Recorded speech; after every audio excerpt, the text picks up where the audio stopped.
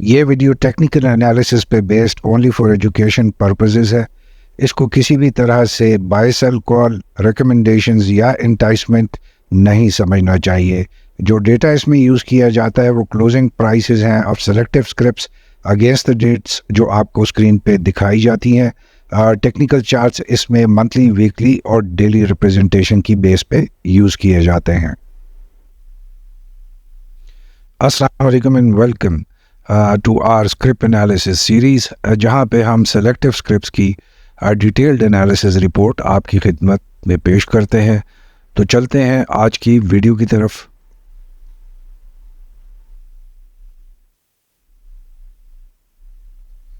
International steels limited, जिसकी Pakistan stock exchange पे जो ट्रेडिंग साइन है that is ISL, was incorporated in 2007 as a joint venture between International Industries Limited, Sumitomo Corporation and JFE Steel. Very strong joint venture जिसमें IIL Pakistan का एक बहुत prominent नाम, बहुत स्ट्रॉन्ग कंपनी स्टील के हवाले से। जो ISL है इसकी बेसिक जो एक्टिविटीज़ हैं वो 3 स्फीयर्स में है स्टील के सेक्टर में, जहाँ पे ये कोल्ड रोल्ड स्टील बनाते हैं, गैल्वेनाइज स्टील बनाते हैं और कलर कोटेड स्टील बनाते हैं, जो कि तीनों वेरिएंट्स स्टील के बहुत इम्पोर्टेंट हैं और जिनकी बहुत डिमांड होती है लोकल मार्केट में।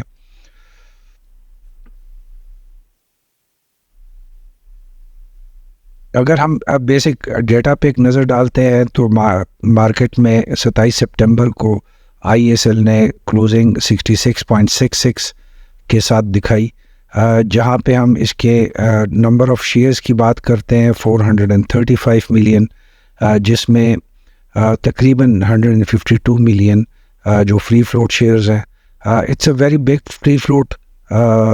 As compare to other companies of the same जो पोर्टफोलियो है, जिसकी वजह से हम अमूमी तौर पर इसकी कंपनीज के जो शेयर्स हैं उसमें स्लो मूवमेंट देखते हैं।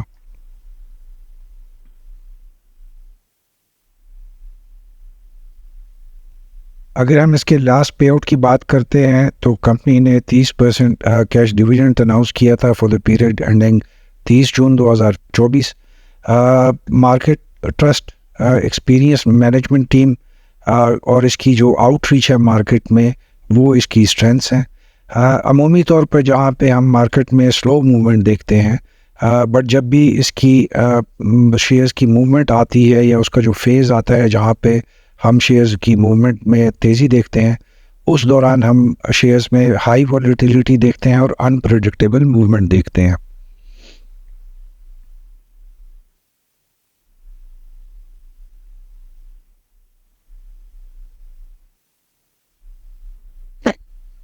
अगर हम डे चार्ट पे इसके शेयर्स को देखते हैं तो आप क्लियरली देख सकते हैं कि इसकी जो शेयर की मूवमेंट है स्टॉक्स की, वो बहुत ज़्यादा उसमें वेरिएशन है, जिसको हम सिंगल चैनल में या सिंगल ट्रेंड लाइंस के अंदर इसको नहीं डिस्प्ले कर सकते। हम क्लियरली देख सकते हैं कि जो इसका चैनल जो as per the basic fundamental principles of technical charts होता है, उसमें हम जनवरी से लेकर ऑलमोस्ट मई के मिड तक इसको लोअर एंड पे चैनल से बाहर देखते हैं। और लेटली हमने देखा कि जो इसका चैनल था जो कि साइडवेज का था, उसमें इसने जो अगस्त के मिड से डाउन ट्रेंड अपनाया, जिसमें अभी तक इसका जो है मूवमेंट वो उसी डाउन ट्रेंड में आ रही है। ऑल्दो कि इसने इन बिटवीन अगस्त के एंड और सितंबर के शुरू में उस चैनल को भी वॉयलेट करते हुए दिखाया और उसमें भी इसने एक साइड मूवमेंट शो की, जिससे हम कॉन्फिडेंटली कह सकते हैं कि डे चार्ट पे इसका जो चार्ट जो मूवमेंट है स्क्रिप्ट की,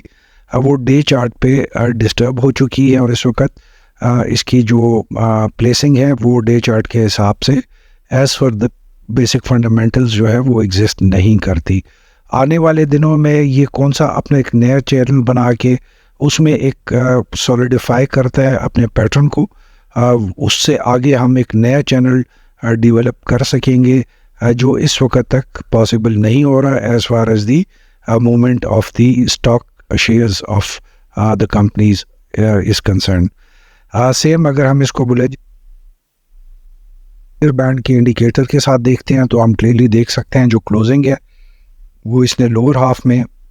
जो outer parameter of Bollinger band है उसको वायलेट करते हुए देख रहे हैं और ये एक नए चैनल की फॉर्मेशन की तैयारी में है। अगर हम वीकली चार्ट में भी देखते हैं तो हम सेम सिचुएशन को देख सकते हैं कि जहाँ पे ये साइडवेज मूवमेंट में था उसने वीकली चार्ट को भी अगस्त के मिड से ब्रेक किया और एक नए ट्रेंड को फॉर्म करते हुए इस वक्त नज़र आ रहा है। स्टॉक्स में जब भी हम ट्रेंड लाइंस को ब्रेक होता हुआ देखते हैं उसको जो इंटरप्रेट किया जाता है वो ये इस तरीके से आता है कि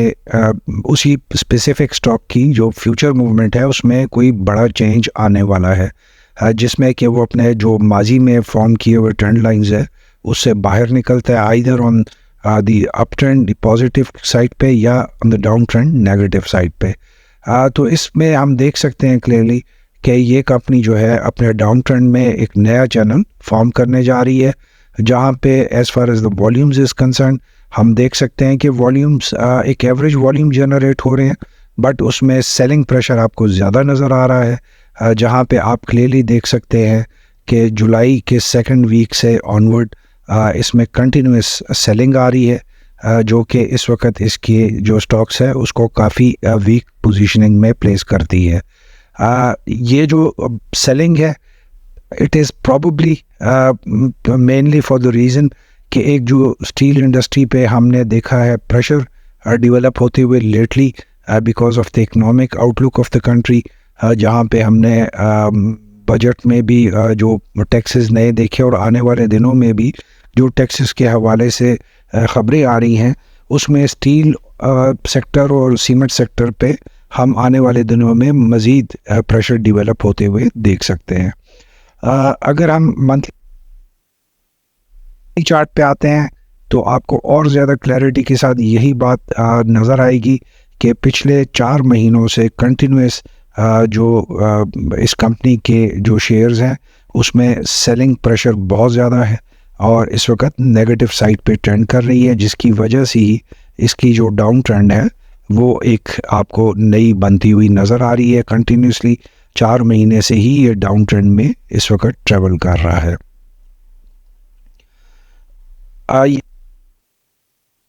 यही चीज़ आपको और भी क्लैरिटी के साथ जो प्राइस क्लोजिंग चार्ट है उसमें नज़र आएगी कि जहाँ पे हमने देखा था कि मई के दरमियान में इसमें एक ग्रोथ आई और इसकी प्राइस में एक पॉजिटिव ट्रैजेक्टरी की मूवमेंट हमने देखी जहाँ पे इसने उसके बाद अपने आप को करेक्शन की कोशिश की और प्राइस में हमने नेगेटिव और पॉजिटिव दोनों साइड पे मूव करते हुए देखा। इसमें टॉप्स भी हमने देखे, इसमें डबल टॉप्स भी बनते हुए देखे और इसमें बॉटम्स भी हमने देखे। वहीं पे जाकर फाइनली इसने जुलाई के मिड में आकर जो इस टाइम पीरियड का जो टॉप मोस्ट प्राइस थी दैट वाज 89.92 वो टच की और उसके बाद से हम इसमें मुसलसल और तेज़ी से गिरावट देख रहे हैं इसके शेयर्स में और जो कि अभी तक जो 27 सितंबर है उस वक्त तक इट इज़ कंटिन्यूइंग। तो आने वाले दिनों में हम देखते हैं कि वो कैसे प्ले करेगी और इसके शेयर्स मज़ीद कितने नीचे जा सकते हैं जो कि as far as the current pattern is concern इसने मज़ीद नीचे की तरफ अभी कुछ अरसे और सफ़र अपना जारी रखना है। द सेम थिंग आपको और ज़्यादा क्लैरिटी जो है लास्ट 45 डेज़ का चार्ट देगा जहाँ पे हम जो अगस्त के शुरू से इसको कंटिन्यूस डाउन ट्रेंड में ही देख रहे हैं और ये कंटिन्यूसली अनअबेटेड जो है इसने डाउन ट्रेंड का सफ़र अभी तक मेंटेन रखा हुआ है। अगर हम कंक्लूड करेंगे ISL की आज की इस वीडियो को तो हम कह सकते हैं कि इसने अप्रॉक्सीमेटली $250 मिलियन जो इसका फ्लैट स्टील कॉम्प्लेक्स है उसमें इन्वेस्ट किया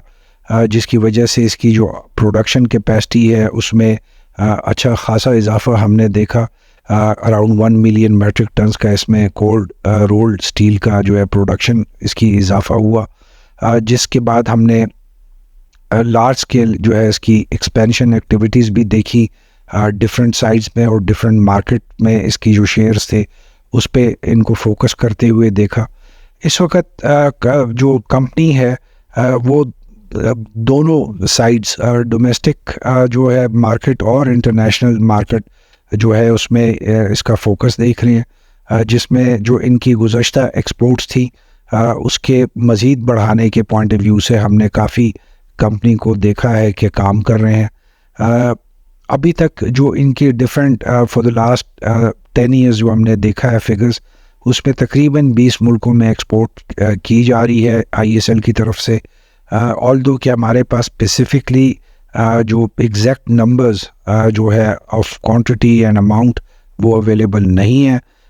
इस वक्त नेट पे भी उसको हमने देखा लेकिन इट वाज नॉट अवेलेबल, जिसकी वजह से हम एग्जैक्टली आपको बताते हैं कि किस मुल्क में कितना इसने एक्सपोर्ट किया है। इसके अलावा जो है ISL की एक खासियत ये है कि ये अपने ह्यूमन कैपिटल में और टेक्नोलॉजी में ये बहुत ज़्यादा फोकस करता है, और उनको इसमें कंटिन्यूस हमने देखा है ISL का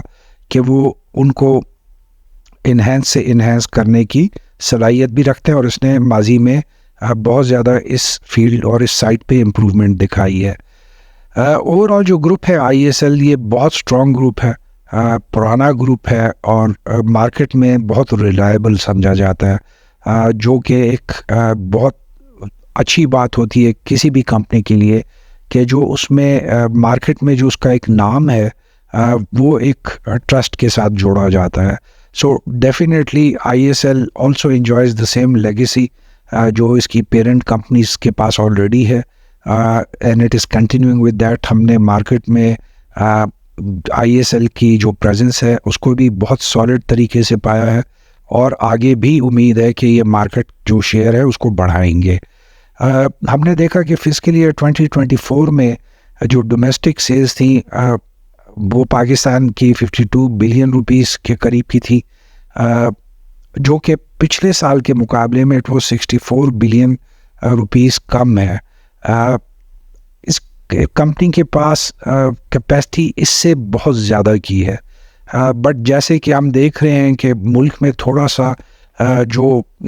कंस्ट्रक्शन का सेक्टर है, रियल एस्टेट का सेक्टर है, या जो बेसिक इंफ्रास्ट्रक्चर प्रोजेक्ट्स होते हैं बड़े जो मेगा प्रोजेक्ट्स हैं, उनमें थोड़ी सी कमी हम देख रहे हैं चंद सालों से, because of the economic outlook और जो इकोनॉमिक रिस्ट्रेंट्स इस वक्त जो मुल्क फेस कर रहे हैं।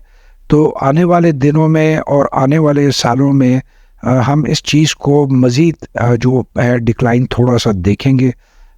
इसका कतई मतलब ये नहीं है कि कंपनी इज़ वीक या company is getting weak, company is very strong. The only problem is कि जो मुल्क में इस वक्त खपत है स्टील के पॉइंट ऑफ व्यू से, उसमें नुमाया कमी आ रही है हर गुज़रते दिन के साथ। जब तक हमारी इकोनॉमी रिवाइव नहीं करती, जब तक हमारा जो कंस्ट्रक्शन का सेक्टर है वो रिवाइव नहीं करता, जब हमारा रियल एस्टेट दोबारा से नहीं चलना शुरू करेगा, और नई प्रोजेक्ट्स स्पेशली जो मेगा प्रोजेक्ट्स हैं जब तक वो नहीं इम्प्लीमेंटेशन फेज़ में आएंगे, तो हम स्टील सेक्टर पे और ISL पे भी कंटिन्यूस प्रेशर देखेंगे, जो कि आने वाले चंद महीनों में हम उसको इंक्रीज़ होता हुआ देख सकते हैं। It's a very good secure investment from medium to long term perspective. ISL जैसे कंपनीज और ISL जैसे शेयर्स जो होते हैं ये शॉर्ट टर्म के लिए सूट नहीं करते, क्योंकि इनमें बहुत ज़्यादा तेज़ी नहीं देखी जाती है अमूमी तौर पे। दे आर हैवी, जो फ्लोट शेयर्स हैं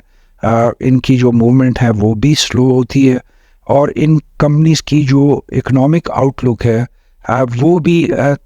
मंथली बेस पे या क्वार्टरली बेस पे उतनी नुमाया नहीं होती। इस जैसी बड़ी कंपनी जो होती हैं नॉर्मली वो एनुअल बेस पे अपने ग्रोथ दिखा सकती हैं, या अपने ग्रोथ के नंबर्स प्रोजेक्शंस जो होती हैं वो दिखा सकते हैं। So that is the reason that we are placing ISL को a good share from medium to long term perspective.